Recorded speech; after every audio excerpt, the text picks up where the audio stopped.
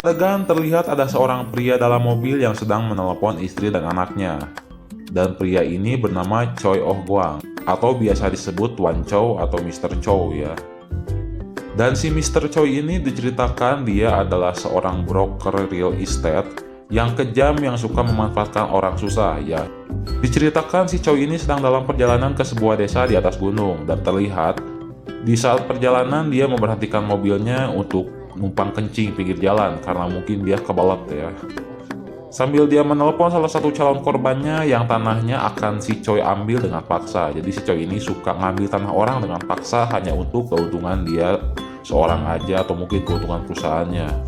Terlihat si pria yang ditelepon si Choi ini meminta waktu kepada si Choi agar tanahnya tidak diambil paksa. Bahkan sampai dia pura-pura akan menghabisi hidupnya sendiri jika si Choi tetap memaksa mengambil tanahnya itu. Namun karena si Choi ini diceritakan seseorang yang kejam dan saklek, dan karena kesal juga dia malah menyuruh pria itu untuk mati saja jika memang si pria itu memang mau beneran mengakhiri hidupnya. Setelah itu si Choi ini kembali melanjutkan perjalanannya untuk menemui pria yang tadi dia telepon. Namun saat tengah jalan dia dikagetkan oleh sesuatu yang dia tabrak. Dan saat keluar mobil dia melihat ternyata itu hanya orang-orangan sawah. Dia pun merasa kesal karena dia merasa ada orang jahil yang sengaja meletakkan itu di pinggir jalan. Lanjutlah, saat dia jalan lagi ternyata tiba-tiba ada burung gagak yang menghampiri mobilnya dan menabraknya.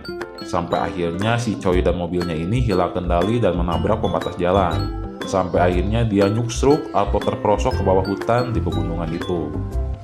Pingsanlah si Choi ini. Sampai akhirnya saat pingsan dia ini bermimpi sesuatu yang buruk dan tiba-tiba dia terbangun dari mimpi itu. Dan ternyata saat bangun dia tiba-tiba kaget. Ternyata dia tiba-tiba ada di rumah salah satu pria yang bernama Mr. Jang dan istrinya bernama Yeon Hye. Terlihat si Choi ini kaget dan bertanya apa yang terjadi. Si Jang dan istrinya pun langsung menjelaskan bahwa si Choi ini tadi pingsan karena terperosok ke bawah hutan bersama mobilnya.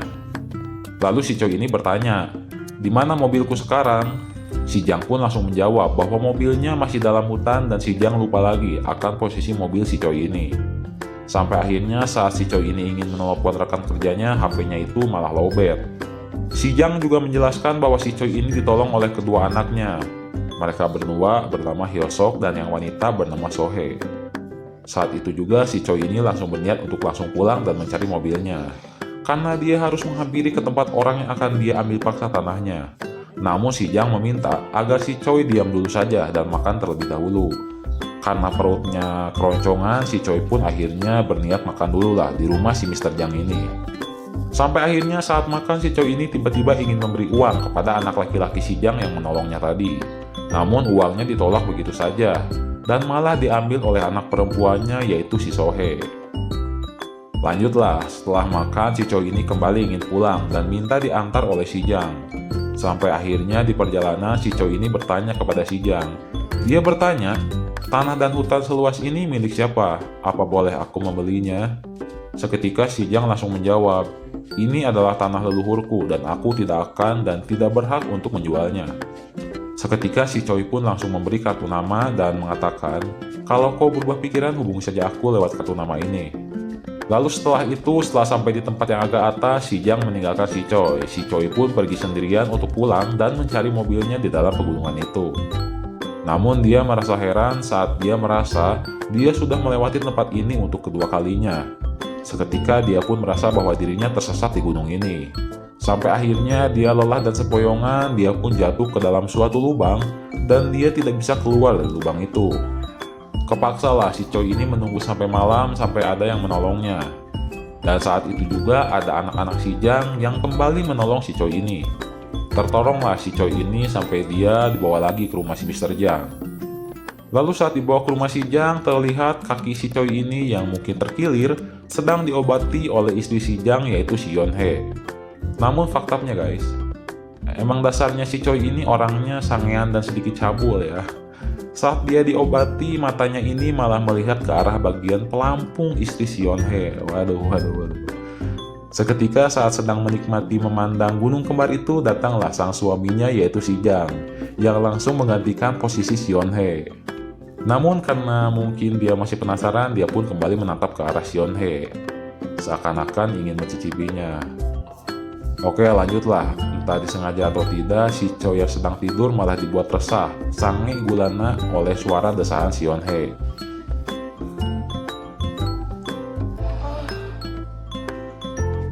Sionhe yang terlihat saat itu sedang dipijit oleh suaminya yaitu si Jang. Dan saat dipijit itu, Sionhe ini entah sengaja atau gimana dia malah mendesah ya di depan si Choi yang lagi tidur. Si Choi pun gagal tidur nih dan dia tidak fokus juga untuk tidur. Sampai akhirnya saat dia sudah bisa tidur, dia malah dikagetkan dan dibangunkan oleh si Sohe, anak perempuan si Jang. Si Sohe pun membawa si Choi ke dalam gudang dan memberinya telepon. Seketika si Choi pun langsung menelpon polisi yang ada dekat rumahnya dan meminta agar menolong dirinya yang terdampar di gunung. Setelah menelepon, si Choi tiba-tiba dikejutkan dengan omongan si Sohe yang meminta kepada si Choi untuk membawa dirinya ini ke Seoul. Karena si Sohe ini mengaku bahwa dia tidak lulus SMA dan dia pun meminta pekerjaan apa saja yang ada di Seoul. Sampai akhirnya si Sohe ini mengejutkan si Choi dengan berkata, "Jika kau membawaku pergi, aku akan kasih apapun untukmu, Opa." Si Choi pun kaget kenapa nih anak tiba-tiba langsung memanggilnya Opa. Saat itu juga si Choi yang sedikit cabul ini merasa bisa melakukan segalanya. Dia pun melirik ke arah si Sohe. Dan seketika terlihat dia sedang ingin mencium si Sohe, namun hal itu tidak terjadi. Karena tiba-tiba ada suara si Jang dari luar yang terlihat sedang muntah. Gagal enak-enak lagi lah si Choi ini dan alhasil dia pun kembali tidur. Keesokan harinya si Choi ini bangun dan melihat foto si Sohe sedang memakai seragam. Saat di luar, si Choi ini kembali tegang saat dia melihat Sionhe yang sedang mencuci baju, terlihat bajunya sedikit melorot. Engas lagi lah si Choi ini. Dan saat si Choi disuruh Sionhe untuk melepaskan bajunya untuk segera dicuci, ini menjadi kesempatan bagi si Choi untuk melobi Sionhe dengan diawal-awali seolah-olah mengajaknya bercanda ya. Namun saat itu juga dia dikagetkan oleh anak laki-lakinya yang tiba-tiba datang yaitu si Hyosok. Kembalilah ke dalam si Choi ini dan malah tidur. Saat tidur dia tiba-tiba mimpi buruk lagi. Akhirnya dia terbangun dari mimpi itu. Tidak terasa waktu sudah malam dan saat malam hari si Choi ini keluar rumah. Saat di luar tiba-tiba dia mendengar ada yang mandi. Dan saat dia mengintip ke arah kamar mandi, ternyata dia melihat Sionhe yang sedang mandi. Dia pun kembali tegang melihat itu dan malah antang mengintip Sionhe mandi. Memang ya banyak banget celah gitu di film ini. Masih di adegan si Choi dan Sionhe. Saat pagi tiba, si Choi yang baru bangun ini kembali tegang lagi nih untuk kesekian kalinya. Saat melihat Sionhe yang sedang menjemur tiba-tiba bajunya terbuka ya. Saat itu juga seketika Sionhe ini menghampiri si Choi. Mengobrol lah mereka ini. Sempat dipuji cantik oleh si Choi, tiba-tiba Sionhe ini langsung mengajak si Choi untuk makan barbeque di dapur rumahnya. Saat di dapur sambil barbekyuan, si Choi ini tiba-tiba dengan pikiran omesnya, dia pun langsung memegang tangan Sionhe. Dan tidak hanya tangan saya guys, tapi tangannya itu menjalar ke area tubuh Sionhe yang lainnya. Sampai akhirnya karena tidak bisa menahan birahinya, si Choi pun langsung menghajar Sionhe di situ. Sampai terjadilah.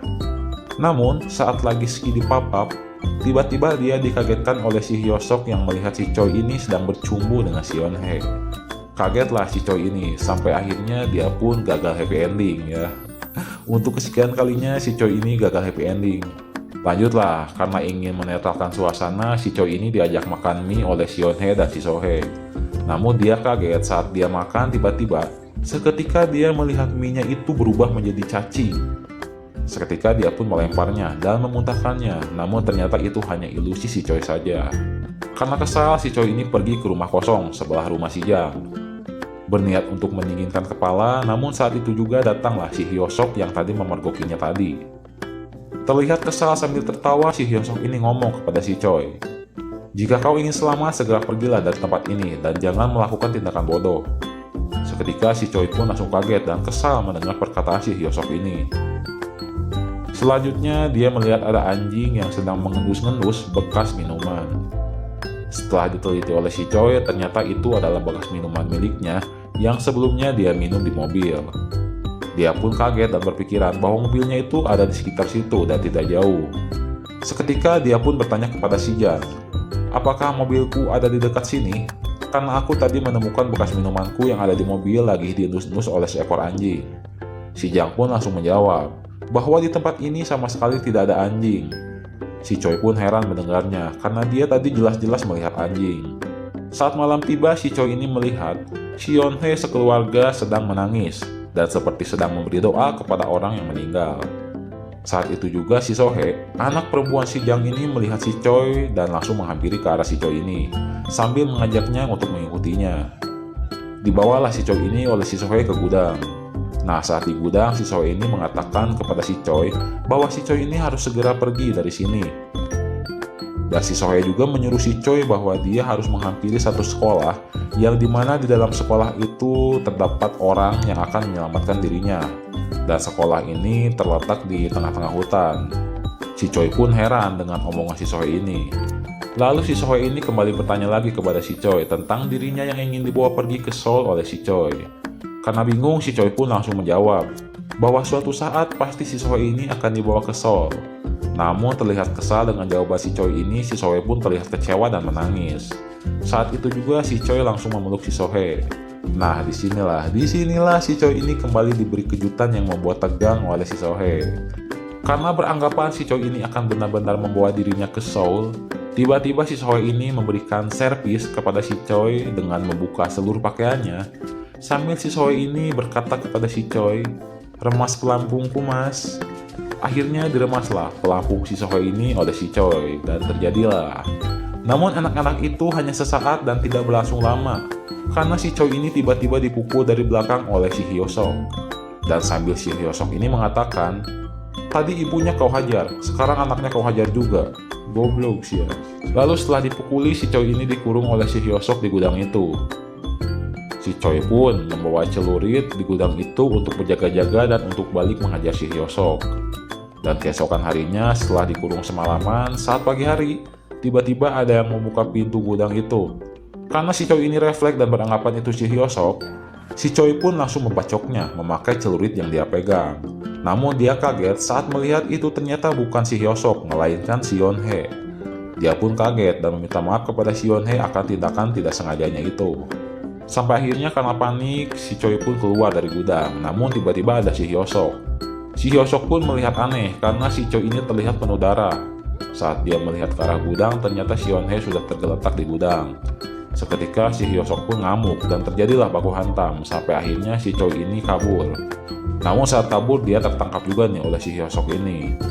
Namun itu tidak terjadi karena si Choi ini berhasil membela diri dan malah balik memukul si Hyosok ini dengan batu.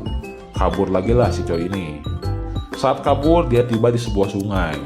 Si Choi ini kembali kaget saat dia sudah cuci muka. Dia tiba-tiba melihat si Sohee yang membawa pisau di belakangnya untuk mencoba membunuhnya. Seketika si Choi ini menahan tindakan si Sohee ini dan malah menghajar balik si Sohee ini. Setelah itu kabur lagi lah si Choi ini. Saat kabur, dia pun kelelahan dan dia pun langsung tiduran. Namun saat tiduran dia kaget saat melihat si Jang mengagetkan dirinya sambil membawa pemotong rumput. Ternyata si Jang ini mengetahui apa yang diperbuat oleh si Choi kepada istri dan anaknya. Sampai akhirnya si Jang ini juga berniat ingin membunuh si Choi. Namun itu tidak terjadi karena si Choi ini berhasil menahan dan malah menyerang balik si Jang ini. Kabur lagi lah si Choi ini. Dia kabur ke satu sekolah yang mungkin malam kemarin saat di gudang dia sudah diberitahu oleh si Sohee bahwa akan ada orang yang bisa menyelamatkan dirinya, yaitu seseorang yang ada di dalam sekolah yang berada di tengah hutan. Saat masuk ke sekolah itu, si Choi pun langsung mencari orang yang dimaksud. Namun ternyata tidak ada sama sekali. Dan malah tiba-tiba dia mendengar suara dari luar. Ternyata itu adalah suara si Hyosok yang mengejar si Choi. Sempat sembunyi di bawah meja, namun akhirnya si Choi ini ketahuan oleh si Hyosok. Kaget dan shock lah si Choi ini, sampai akhirnya dia pun langsung lompat menerobos jendela dan kabur. Saat kabur lagi, tiba-tiba di tengah hutan si Choi ini menemukan kembali mobilnya yang hilang. Seketika dia langsung membawa stick baseball yang ada di bagasi mobilnya. Namun saat kembali pergi dia tidak sadar kalau di dalam mobil itu terlihat ada sesosok pria yang mirip dengannya yang terlihat sedang pingsan. Wah, kok gini ceritanya ya? Oke, lanjut dulu. Setelah si Choi ini mungkin mendapatkan stick baseball, dia pun langsung kembali ke sekolah untuk menghajar balik si Hyosok. Terjadilah baku hantam lagi antara mereka berdua. Namun si Choi ini sempat kaget saat dia melihat ke belakang. Ternyata di belakang ada si Mr. Jang yang hidup kembali. sambil berlumuran darah dan membawa alat memotong rumput. Si Choi kaget karena diketahui si Jang ini sudah mati olehnya. Lalu dia pun tambah kaget saat melihat Sion Hye juga yang hidup kembali sambil membawa celurit. Ketakutanlah si Choi ini dan masuk ke dalam kelas kosong. Saat di ruangan kelas dia kaget lagi guys. Saat dia melihat si Sohei ini juga ternyata tiba-tiba ada dan hidup kembali sambil membawa pisau. Karena penasaran tentang semua yang terjadi, si Choi ini bertanya kepada si Sohei, "Kau ini siapa sebenarnya?" Sempat termenung dan terdiam, akhirnya tiba-tiba si Choi ini mengalami flashback dan mengingat sesuatu yang terjadi di masa lalu. Dia teringat foto si Sohei yang ada di rumah. Ternyata si Sohei ini dulunya adalah anak SMA yang melamar kerja ke perusahaan si Choi. Namun si Choi ini malah memanfaatkan wajah cantik dan body seksinya si Sohei ini hanya untuk nafsu sesaatnya. Sampai akhirnya si Sohei ini merasa depresi. Lalu setelah itu datang si Mr. Jang, si Yohei, dan si Hyosok. Si Choi pun flashback kembali. Dia mengingat bahwa si Mr. Jang ini adalah seseorang yang dulu tanahnya pernah diambil paksa oleh si Choi. Dan si Mr. Jang ini meninggal setelah si Choi mengambil paksa tanah miliknya itu. Lalu giliran si Hyosok, si Choi mengingat dulu si Hyosok ini adalah seorang pengantar makanan yang terjatuh dari motor. Dia terjatuh tepat di depan mobil si Choi ini. Dan si Choi ini bukannya menolong si Hyosok tapi malah memarahi balik si Hyosok ini. Lalu malah pergi dan tidak menolong si Hyosok yang terjatuh. Dan tidak lama dari situ si Hyosok tiba-tiba meninggal. Nah dari situlah si Hyosok ini menyimpan dendam terhadap si Choi. Lalu giliran Sion Hye, si Choi ini mengingat kejadian dulunya bersama Sion Hye. Ternyata Sion Hye ini adalah seorang ibu rumah tangga yang mempunyai hutang berbunga kepada si Choi. Dan saat si Choi menagih ke rumahnya, Sion Hye ini sedang tidak ada uang. Alhasil si Choi yang penuh akal cabulnya ini melihat suatu celah pemersatu bangsa dari Sion Hye. Dia pun memberi obat tidur di air minumnya dan memberikannya kepada Sion Hye agar dia bisa memanfaatkan Sion Hye ini sampai akhirnya terjadilah. Sion Hye ini terkena perangkap jebakan dari si Choi. Sampai tidak lama saat lagi enak-enak tiba-tiba anak-anak Sion Hye ini baru pulang tiba dari sekolahnya. Dan seketika mereka kaget melihat ibunya itu sedang tidur dengan laki-laki lain. Nah saat itulah awal mula Sion Hye ini depresi dan mengakhiri hidupnya. Dan semua kejadian ini ternyata adalah ulah dari perbuatan buruk si Choi di masa lalu yang mengakibatkan si Choi ini mendapatkan balas dendam dari para arwah yang dendam kepadanya. Lanjutlah, setelah si Choi ini mengingat semuanya, si Choi pun langsung meminta maaf kepada mereka. Namun karena dendam, mereka pun langsung menghabisi si Choi. Sampai akhirnya si Choi ini langsung terbangun dari pingsannya. Dan ternyata semua kejadian tadi itu, dari awal si Choi ada di rumah si Mr. Jang, lalu dia tersesat di gunung dan masuk ke dalam lubang, dia bertemu dengan Sion Hye dan si Sohei, sampai akhirnya dia ada di sekolah itu, ternyata semuanya itu adalah mimpi dia semata. Atau mungkin kejadian yang terjadi di bawah alam sadarnya dia. Yang dimana kejadian yang dia alami itu adalah semua hasil perbuatan buruk dari si Choi di masa lalu.